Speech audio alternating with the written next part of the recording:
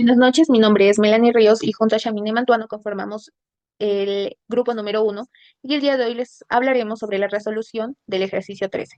Antes de iniciar es necesario comprender qué son los conjuntos de nivel. Un conjunto de nivel de una función es un conjunto de todos los puntos en su dominio, donde la función toma un valor constante llamado nivel. Por ejemplo, para una función de dos variables f de x, y, los conjuntos de nivel son curvas, mientras que para una función de tres variables f de x, y z son superficies. Estas curvas y superficies ayudan a visualizar la gráfica de una función. Entonces, como podemos visualizar aquí, tenemos la definición de conjuntos de nivel que nos dice lo siguiente. Dado f de omega en los reales, una función y c perteneciente a los reales, al conjunto de L sub c de f es igual al conjunto de los x en omega, tales que f de x es igual a c. Se lo llama conjunto de nivel de f en c. En este caso, como ya lo habíamos mencionado, tenemos dos condiciones. Cuando n es igual a 2, se lo llamará curva de nivel y cuando n es igual a 3, se lo llamará superficie de nivel. Con esto dicho, podemos comenzar con la resolución analítica del ejercicio número 13. El ejercicio número 13 nos dice lo siguiente. F de xy es igual al coseno de xy. Entonces tenemos lo siguiente. F de omega en los reales, para todo xy, f de xy es igual al coseno de x por y igual a z. XY es una variable independiente y Z una variable dependiente. Vamos a empezar con la resolución de nuestro dominio. En este caso, como tenemos dos variables X y Y, nuestro dominio quedaría de la siguiente forma. Omega es igual a f de R2 en R, ya que está en el plano. Y lo más importante, nuestro rango. ¿Por qué digo lo más importante? Se debe a que nuestra función tiene una componente trigonométrica que es el coseno. Entonces, vamos a recordar las propiedades fundamentales del coseno para comprender la importancia de nuestro rango. El coseno de un ángulo siempre oscila entre -1 y 1, sin importar el valor del ángulo teta. Esto se debe a que el círculo unitario, el coseno representa la coordenada de x, de un punto. Pues como podemos visualizar en la gráfica, nuestra función siempre va a oscilar en la coordenada de x. Y esta coordenada nunca puede ser mayor a 1, ni menor que -1. Entonces, ¿por qué es un intervalo cerrado? En este caso se debe a que si el coseno alcanza los valores extremos de -1 y 1, necesariamente tiene que tener un intervalo cerrado. Por ejemplo, coseno de 0 es igual a 1, coseno de pi es igual a -1. En nuestra función, el argumento del coseno es el producto de x por y. Este producto x por y puede tomar cualquier valor real desde menos infinito hasta más infinito. Sin embargo, no importa qué valor real tome x, y, cuando la función coseno se aplica, el resultado de coseno de x por y siempre estará en el rango de -1 a 1. Es necesario comprender esto, ya que más adelante en la resolución de nuestro ejercicio nos hará mucha falta y será de mucha importancia. Entonces, empecemos. Como ya definimos nuestro conjunto de nivel, es necesario también definir nuestros valores de C. En este caso, ya dijimos que el valor de C es una constante que se la llama nivel. Entonces tenemos lo siguiente. Cuando C menor a 0, cuando C igual a 0 y cuando C mayor a 0. Entonces, para el caso número 1, tenemos lo siguiente. C menor a -1 y C mayor a 1. En este caso, nosotros escogimos C igual a 2. Entonces, tenemos lo siguiente.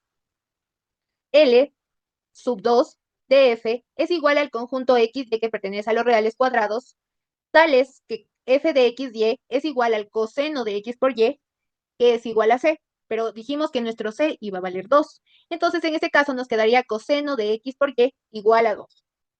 Aquí vamos a hacer uso de la definición de nuestro rango. Entonces, sabemos que para cualquier t que pertenece a los reales, no existe ningún t real tal que coseno de t igual a 2. ¿Por qué? Esto se debe a que está fuera del rango. Por eso es muy importante saber la definición de nuestro rango. Entonces tenemos lo siguiente. Tenemos que L sub 2 de F es igual al conjunto vacío. Esto se debe a que no está dentro de nuestro rango, por lo tanto, es igual a un conjunto vacío. Segundo ejemplo, cuando C igual a 2. Entonces tenemos lo siguiente. L sub 1 de F es igual al conjunto de X por Y que pertenece a los reales cuadrados, tal que coseno de X por Y es igual a 1. Antes es necesario comprender que el coseno de t es igual a 1 siempre y cuando t tome los valores de 2n pi. Entonces, nuestro n siempre va a pertenecer a los reales. ¿Y por qué aparece nuestro n? N aparece porque el coseno es una función periódica y toma el valor de -1 infinitas veces en ángulos que se pueden expresar un entero, y en este caso nuestro entero sería n. Entonces, vamos a la resolución de xy, que es igual a 1, pero ya explicamos que en este caso sería xy es igual a 2nπ, siempre y cuando n pertenezca a los enteros. Nos quedaría de la siguiente forma. L sub 1 de f es igual al conjunto de xy que pertenece a los reales cuadrados, tal que xy es igual a 2nπ, y siempre y cuando n pertenezca a los enteros. Vamos al caso número 2. Número 3. C es igual a -1. Tenemos la siguiente. L sub -1 de f es igual al conjunto xy que pertenece a los reales cuadrados, tal que coseno de xy igual a -1. Entonces tenemos lo siguiente. Coseno de xy es igual a -1. xy es igual a pi más 2n pi, siempre y cuando n pertenezca a los números enteros. En este caso, sacamos como factor común nuestro pi y nos quedaría de la siguiente manera. 2n más 1 pi 2n más 1 pi, siempre y cuando n pertenezca a los enteros. Entonces nos quedaría L sub menos 1 de f es igual al conjunto de x por y que pertenece a los reales cuadrados, tal que 2n más 1 por pi, siempre y cuando n pertenezca a los números enteros. Y tenemos el cuarto caso y último, cuando c igual a 0. Entonces tenemos lo siguiente, L sub 0 de f es igual al conjunto de x por y que pertenece a los reales cuadrados, tal que coseno de x por y es igual a 0. Tenemos lo siguiente, que coseno de x por y es igual a 0, x por y es igual a pi medios más n pi, siempre y cuando n pertenezca a los números enteros. Entonces vamos a hablar un poco de la geometría. En este caso, cuando c igual a 1, c igual a -1, se formará una familia de hipérbolas separadas. Entonces, en, este, en esta parte yo les hablé sobre la parte analítica, la resolución del ejercicio, y a continuación mis compañeras les hablará sobre la parte gráfica y les explicará gráficamente cómo es que nuestros conjuntos de nivel están aplicados para nuestro ejercicio. Muchas gracias. Buenas tardes con todos. Mi nombre es Shannon Mantono y me encargaré del análisis visual del campo escalar f de xy igual a coseno de xy. Mi compañera ya realizó el estudio analítico de los conjuntos de nivel. Vamos a partir de ahí y ahora nosotros veremos qué significan gráficamente esos resultados. Empezamos por la definición del conjunto de nivel. El conjunto de nivel de f en C es igual a xy, que pertenece a R con n igual a 2. Tenemos que tener en cuenta que esta es una curva de nivel. Si fuera R3 sería una superficie de nivel, lo cual vamos a ver más adelante. Tal que coseno de xy es igual a c. C en este caso va a ser la constante y c va a pertenecer a los reales. Algo que me gustaría aclarar es el rango de la función.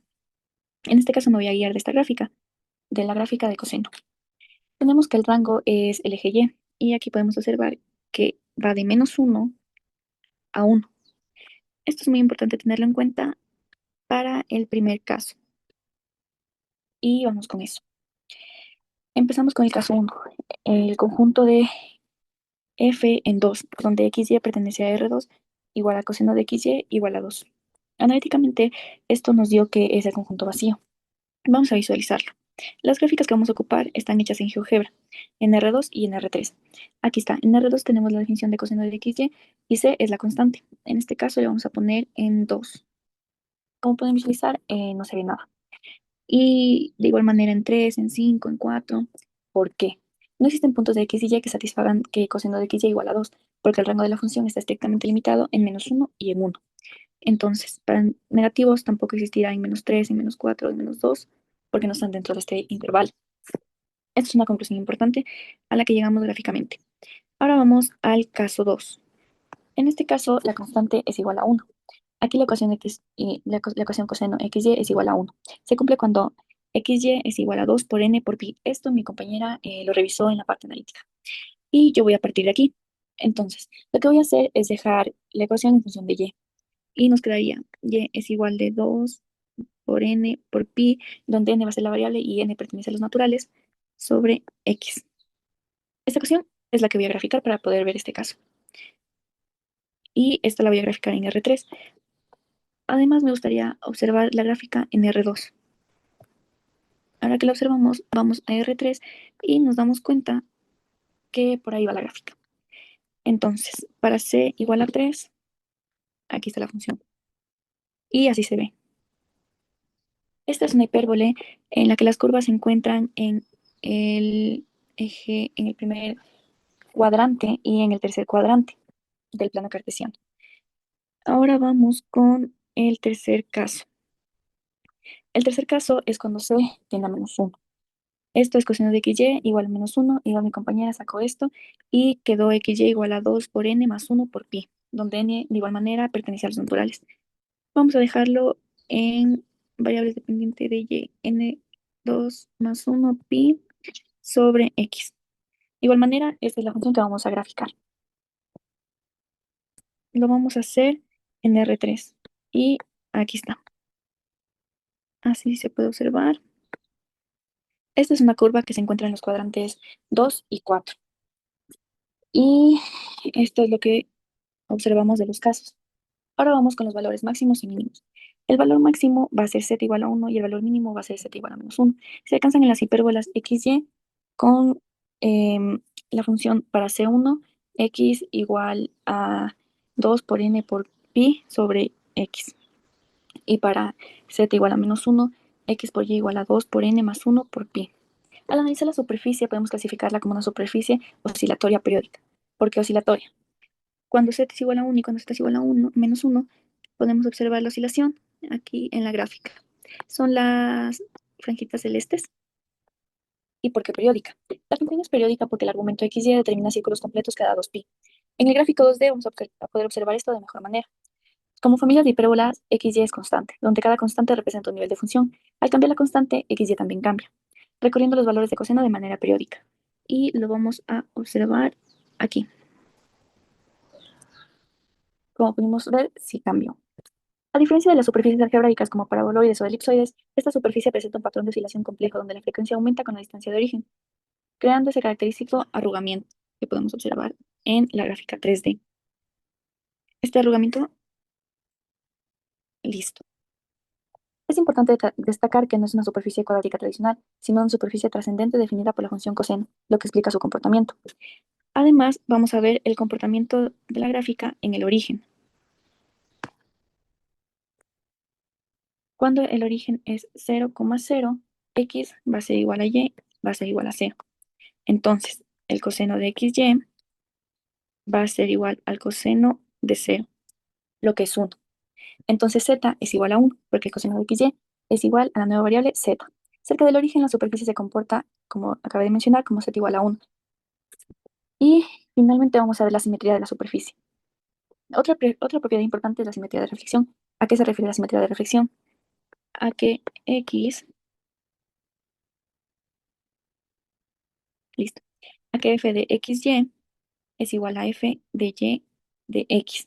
Esto significa que si intercambiamos x por y, la superficie va a permanecer exactamente igual. Esta simetría refuerza la dependencia de la función del producto xy y no de x o y de forma independiente. Por ejemplo, aquí en el origen es coseno de xy. ¿Cuánto es? 0 por 0, 0. Pero si en dado caso hubiera sido coseno de yx, hubiera sido exactamente el mismo resultado. 0 por 0, 0. En otro caso, si por ejemplo le ponemos coseno cuando y es igual a 1 y x es igual a 2, coseno de 2 por 1, 2. Y coseno de 1 por 2, 2. Y nos va a quedar exactamente lo mismo. Eso es lo que quiere decir la simetría de reflexión. Finalmente, me gustaría agregar el conjunto de nivel a las conclusiones que llegamos. El conjunto de nivel es un conjunto vacío si C es mayor que 1 o C es menor que -1.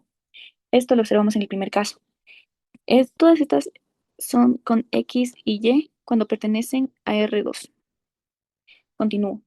X y Y es igual a 2 por n por pi, recordando que n pertenece a los naturales, si C es igual a 1.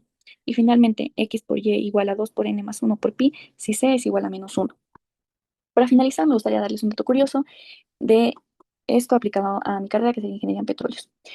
Esta gráfica podría representar la distribución de temperatura en los yacimientos o el patrón de presión en un sistema de bombeo. Lo que hoy es un ejercicio matemático, mañana podría ser la base para optimizar la extracción de recursos. Las matemáticas siempre se encuentran en aplicación. Esto fue todo por hoy. Les agradezco por su tiempo y por acabar de ver este video. Gracias.